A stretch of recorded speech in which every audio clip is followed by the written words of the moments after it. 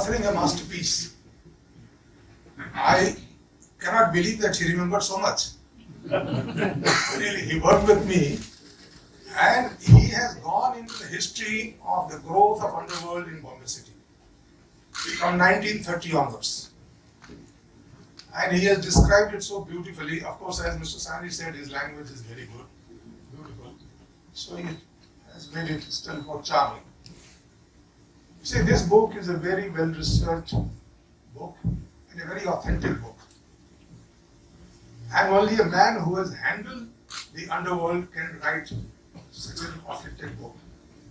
Rakesh Maria was with me when I was Joint Commissioner of Police in the Crime Branch here in Bombay City, way back in 1993. And when I was investigating the 93 serial bomb blast case, then by the late evening we knew who had done it, Tiger Memon, from Mahesh. So we started our operations from Mahesh, but they had all run away, left the country, gone to Dubai, the whole family. So we said, we cannot get them, but at least let's go and round up all the people who were working with him in his smuggling network.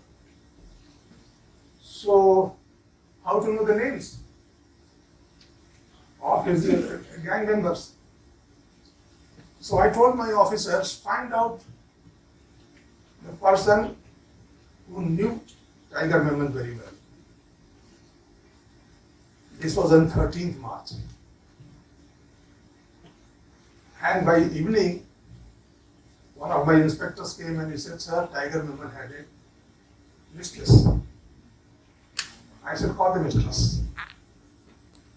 And then one of my officers, Mahesh Pawar, about whom he has written a lot this book, he said, let's go to Matunga police station and interrogate this lady at Matunga to avoid media gaze and publicity and all that.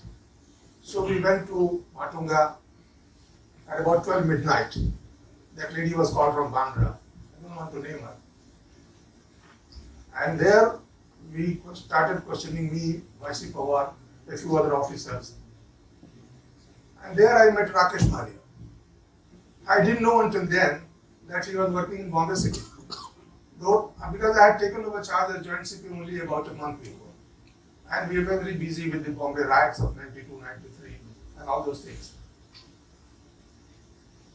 That lady, she gave all the names of the gang members of Tiger Memon.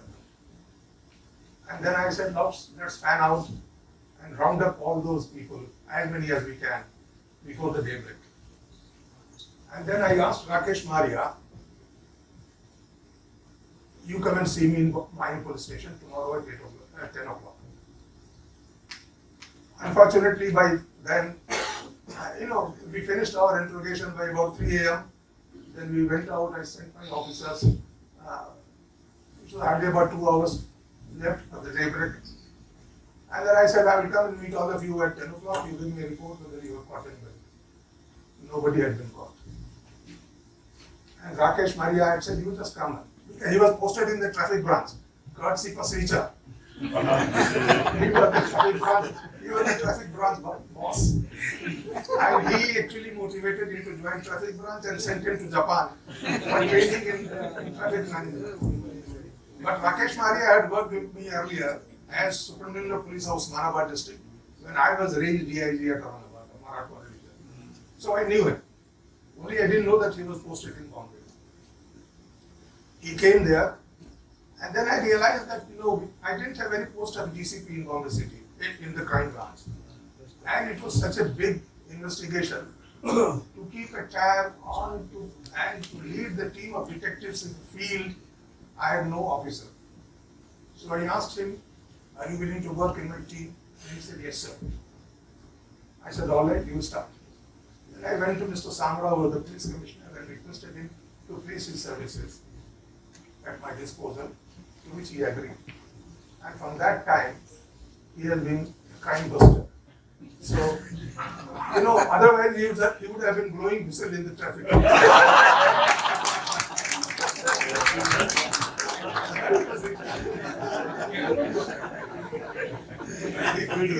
He became a crime buster And he has built such a phenomenal name, reputation for himself. He is known all over the country. And of course, this is the second book that he is writing, and as he has said in his own book that he is going to write the third one. Inshallah. And of course, what Mr. Satish Sahni has said, that every minute detail that he has mentioned, even knows the names of the girlfriends and mistresses. Chitra, Dawood Ibrahim's girlfriend. I remember. Ganga. And that Javeri, Shilpa Javeri. All those names, how he has collected all that. But I knew from the time he was working as deputy commissioner that he always used to carry a diary, thick diary, in which he will jot down all the things. And wherever he goes for attending a meeting, he will carry his diary. And when there is any point or clarification, he will look in the diary. And I'm sure he has kept all those diaries even today. That is the way, the methodical way of working. And he led his team of detectives in the field, and we cracked the case just in a matter of days. It was a voluminous case. And I think when I look back, I feel that the two decisions that I took as the head of the investigation team of the serial bomb blast case. One was bringing Rakesh and the team to lead the team of detectives. And the other was I brought advocate Juhu from Jalgaon district. Nobody knew about him. The government was very shaky whether to post him as the chief of the prosecutor team. But I insisted that I wanted. So he led the team of prosecutors, and both of them wonderful work. Of course, Juhu got a Padma Shri. He is today a member of Rajya Sabha, and he is conducting all the important cases of Maharashtra, all of Maharashtra. That was, I think, my master stroke, and the decision that I took helped me a lot. Now, coming to the problem of Underworld. So you know that in the 80s and 90s, this had become such a serious problem. So people in the film industry met the chief minister, I was present, and said we will shift our film industry from Bombay to some other state if we are not assured of our protection. That was the serious case. And I remember I attended that meeting. I was posted in those days at BT Anti-Corruption Bureau, but I was called. And this investment, hoteliers, builders, everybody, hundreds of them went and met the chief minister saying that we are very worried. In 1998, 101 persons were shot dead by the gangsters in the streets of Mumbai. Nobody was safe. In our film industry, many were killed. Rakesh was attacked, that music master. He was killed. Gulshan Kumar, he was killed, and so many others were attacked. So that was the situation, And Mr. Mendonca was the police commissioner. He introduced the idea of bringing a new law, which we called MCOC Act, which proved to be very useful. And then we started a campaign. And many people will say that encounters is not a bad thing. Let me tell you, every police officer does it, but very few people admit it openly. I came as police commissioner in 2000. In 2001, we killed 94 gangsters. 94. So the figure turned upside down. Killings by the gangsters came down, killing by the police went up. Not a single wrong person was killed. My friends from the media, be very careful in reporting. But no, those were the days. Now Rakesh has covered all that period from 1930 onwards, when the famous names like Haji Mustan, Karim Lala, Varda Bhai, and Yusuf Patel, they were ruling the roost. And that continued till about 1970. But in those days, all these gangsters were there. They were controlling their fiefdom. But they did not clash between themselves. Each one controlled, like Karim Lala was leading the biggest mob. He was a big fixer. He is a Pathan from Afghanistan who migrated and settled down here and set a big empire. Haji Mastan, he came from Tamil Nadu, became a top thief and a big smuggler. So that was his territory.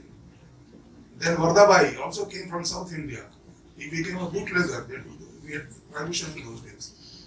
But he confined himself to that area. Yusuf Patel, land grabbing and building and then hotelier and all that he became. They did not clash. In fact, whenever they had differences, they used to meet to sort out the differences. This continued till about 1970. And then came the period when the Kokani Muslims came, Dawood Ibrahim and all that. And the underworld took to violence in a big way from 1982 when Dawood Ibrahim's brother Sabir was killed at Pravadevi petrol pump. And then we had the bloodshed. They created such fear that to control them became a big challenge. Somehow we managed. The third aspect, so Rakesh Maria has come up to 1988 when the ascendancy of Dawood Ibrahim and the intergang killings. They were killing each other, not killing public. After that came the third period when they started killing public. Businessmen, builders, hoteliers. Because Dawood Ibrahim ran away to Dubai, but he controlled his small gangs in different areas of extortionists. So that the inter-gang rivalry was over and the extortion became the biggest thing. Many film people used to get extortion threats. We arrested those fellows who made the Chori Chori, Chupke film. Barsha had financed that. The extortion became the biggest problem in the city. And if you don't pay, you go. You're killed. Somehow we have been able to control that back, bring the back, as I said. That a lot of action was taken. And today the city is quiet, city is peaceful. And I hope that it will remain peaceful in the coming years. Now, this is in brief the three phases that he has described. In the third phase, he says he is going to write another book. And I am sure that will be even more thrilling than the one that he has written so far. Because he is the man who had handled the problem and who has the hands experience on this. So I am also looking forward to that. My own book will be hopefully out in 2 months' time.